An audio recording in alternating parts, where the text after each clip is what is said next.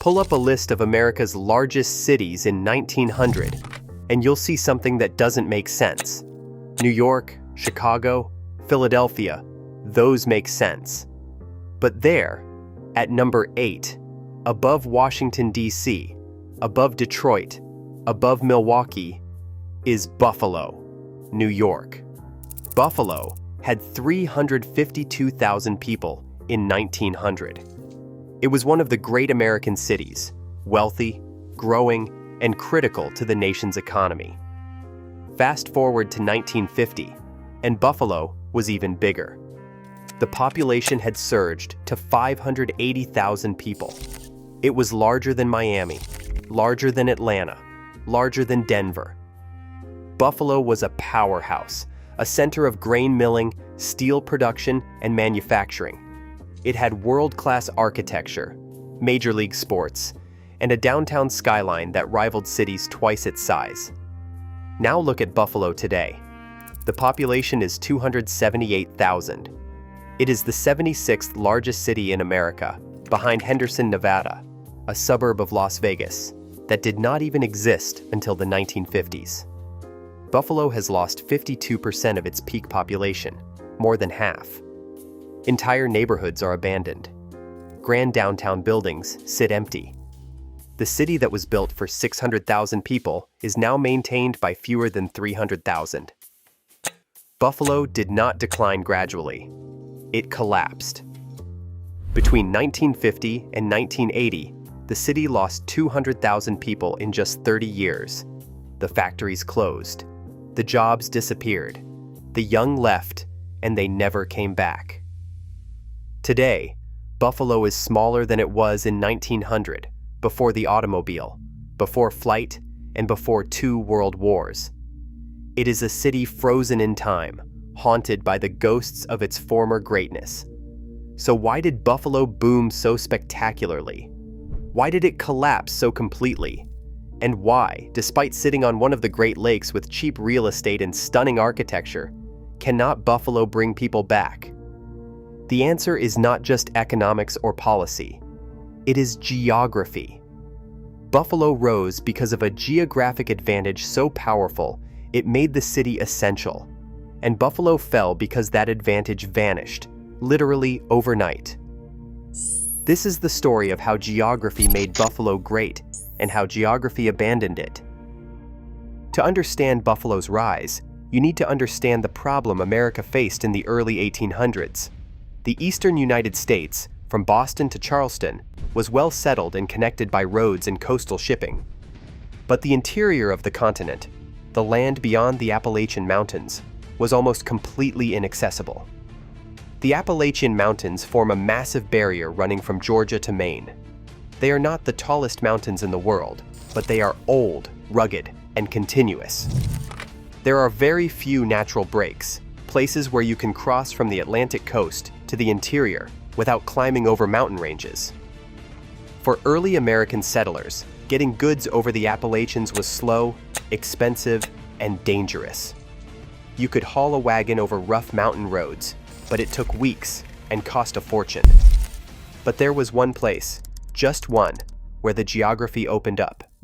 Near the western tip of New York State, the Appalachian Mountains flatten into a low, wide valley. It is called the Mohawk Valley, and it runs east to west from the Hudson River near Albany all the way to Lake Erie near Buffalo.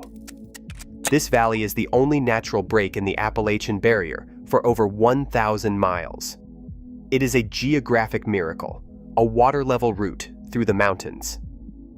In 1817, New York State began construction on the Erie Canal, a man-made waterway that would connect the Hudson River to Lake Erie using the Mohawk Valley as the route.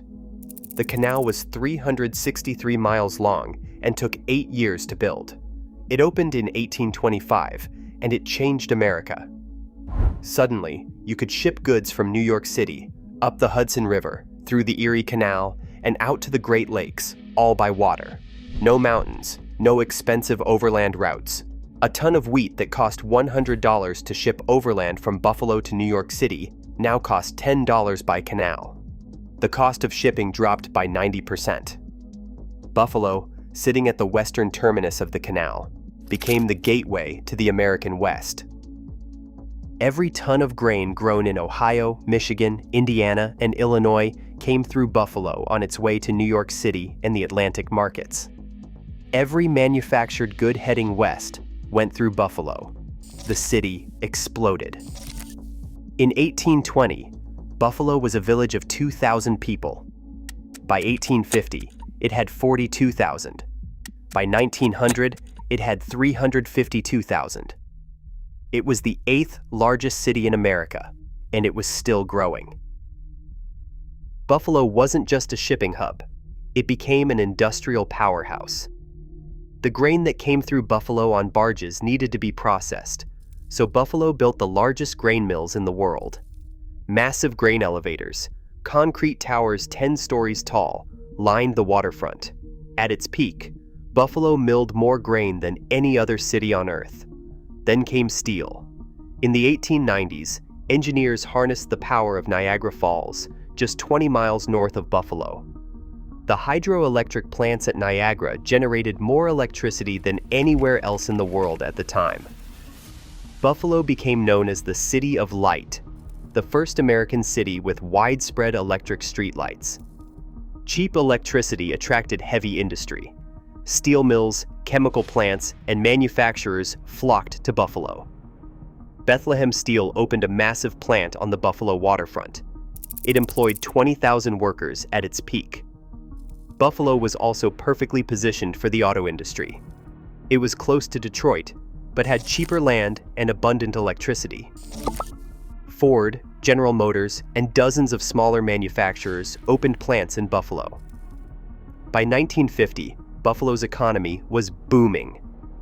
Manufacturing, shipping, and industry employed hundreds of thousands of people. The city was wealthy, confident, and growing. In 1901, Buffalo hosted the Pan American Exposition, a world's fair showcasing the achievements of the Western Hemisphere. 8 million people visited. The exposition featured the Electric Tower, a 375-foot structure covered in 44,000 light bulbs, powered by Niagara Falls. Buffalo was showing the world the future, and Buffalo was at the center of it. By 1950, Buffalo's population hit 580,000, the all-time peak. The city was larger than Miami, Atlanta, and Denver. It had 2 major league sports teams, a world-class art museum, stunning architecture by Frank Lloyd Wright and Louis Sullivan. The city was built for grandeur, massive city hall, ornate theaters, wide boulevards.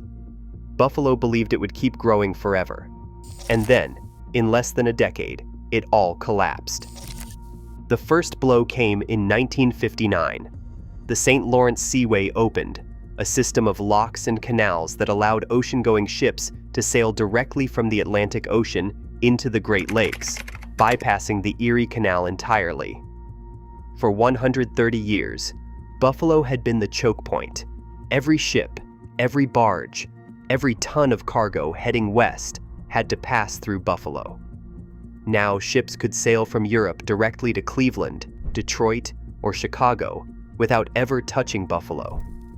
Overnight, Buffalo's geographic advantage vanished. The city wasn't the gateway anymore. It was just another Great Lakes port, and not even the best one. Shipping traffic through Buffalo collapsed. The grain elevators emptied. The docks fell silent. Thousands of jobs disappeared. Then came the real catastrophe: deindustrialization. In the 1970s and the 1980s, American manufacturing collapsed under pressure from foreign competition, automation, and changing economics. Steel mills shut down. Auto plants closed. Factories moved to the south, where labor was cheaper and unions were weaker, or overseas to Mexico and Asia. Buffalo's industrial base, steel, autos, and grain milling, was devastated. Bethlehem Steel, once Buffalo's largest employer, filed for bankruptcy in 2001. The massive plant on the waterfront was demolished. The site is now empty, a brownfield wasteland on some of the most valuable real estate in the city. Ford closed its Buffalo plant. General Motors downsized. Tens of thousands of jobs vanished in a decade. People left. Between 1950 and 1980, Buffalo lost over 200,000 people, more than a third of its population. Between 1980 and 2000, it lost another 100,000. By 2010, the population was down to 261,000. Today, it is 278,000, a slight rebound, but nothing close to recovery. The loss was not evenly distributed. Buffalo's white middle class fled to the suburbs, Amherst, Clarence, Orchard Park, wealthy communities on the edge of the city with good schools, safe streets, and no urban problems. The city limits became a dividing line. Inside the city, there was poverty, declining services, and abandoned buildings. Outside the city, there was wealth, sprawl, and growth. The Buffalo metropolitan area has 1.1 million people, but only 278,000 live in the city itself. The collapse devastated Buffalo's Black community in particular. In the 1960s, at the height of urban renewal, Buffalo built the Kensington Expressway, a massive highway cutting directly through the middle of the city's thriving Black East Side neighborhood. The highway destroyed hundreds of homes, split the community in half, and severed the neighborhood from the rest of the city. Property values collapsed. Businesses closed. The East Side never recovered. Today, the East Side of Buffalo is a landscape of abandonment. Entire blocks are empty. Houses sit vacant, windows boarded, roofs caved in. Schools have closed. Grocery stores are gone. It is a food desert. The population of the East Side has dropped by over 50% since 1960. Drive through it today, and you will see a city that looks like it lost a war. Buffalo today is a city of contradictions. The downtown is stunning, filled with Art Deco skyscrapers, grand old theaters, and ornate banks built in the 1920s when Buffalo was wealthy and confident. City Hall is a masterpiece, a 32-story Art Deco tower completed in 1931, one of the tallest city halls in America. The Darwin Martin House, designed by Frank Lloyd Wright, is considered one of his greatest works. The Albright Knox Art Gallery has one of the best modern art collections in the country. But these buildings were built for a city of 600,000 people. Now they are maintained by a city of 278,000. The tax base has collapsed. The city can barely afford to keep the lights on, let alone restore and maintain its architectural treasures. Some buildings have been converted. Some sit empty. Some have been torn down. Buffalo has more grand, historic buildings per capita than almost any American city, not because it built more, but because the population left. The weather became Buffalo's defining characteristic, but only after the economy collapsed. Buffalo has always had harsh winters. Lake effect snow is real. Cold air blowing across Lake Erie picks up moisture and dumps it as snow on Buffalo. The city averages 95 inches of snow per year. But that was never a problem when Buffalo was booming. People lived in Rochester, Syracuse, and Minneapolis just fine. Winter was not a liability. It was just a fact of life. But once Buffalo started declining, the weather became the scapegoat. People asked who would want to live in Buffalo, saying it was freezing and it snowed all the time. The narrative shifted. Buffalo was not a victim of economic forces. It was said to be a victim of geography and climate. The weather, which had never stopped Buffalo's growth before, was now blamed for its decline. The truth is simpler and crueler. Buffalo's geographic advantage disappeared, and nothing replaced it. The Erie Canal made Buffalo essential. When the St. Lawrence Seaway bypassed the canal, Buffalo lost its reason to exist as a major city. The industries that had been built on cheap hydropower and proximity to shipping collapsed under global competition. And once the jobs left, the people left. Imagine you are 22 years old, born and raised in Buffalo. You went to the university at Buffalo. You have a degree in engineering or business. What are you going to do?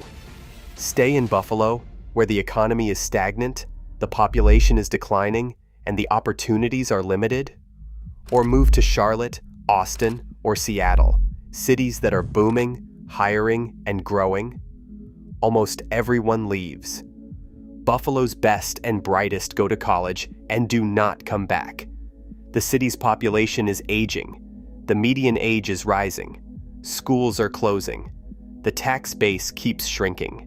It is a death spiral. Fewer people means less tax revenue, which means worse services, which drives more people away. Buffalo has tried to reinvent itself. The downtown has seen some development, new apartments, trendy restaurants, and a waterfront revitalization project. The medical campus is expanding, and the Buffalo Niagara Medical Campus is now the city's largest employer. There is talk of Buffalo becoming an EDS and med city, anchored by universities and hospitals instead of factories. But it is not enough. Buffalo's population has stabilized in the past decade, but it is not growing. The metropolitan area is growing slightly, but that is mostly suburban sprawl. The city itself is still losing people. Young families still leave.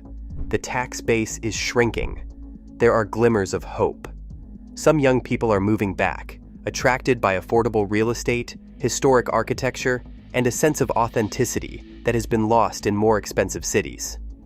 You can buy a beautiful 19th century house in Buffalo for $150,000, a fraction of what it would cost in Boston or New York.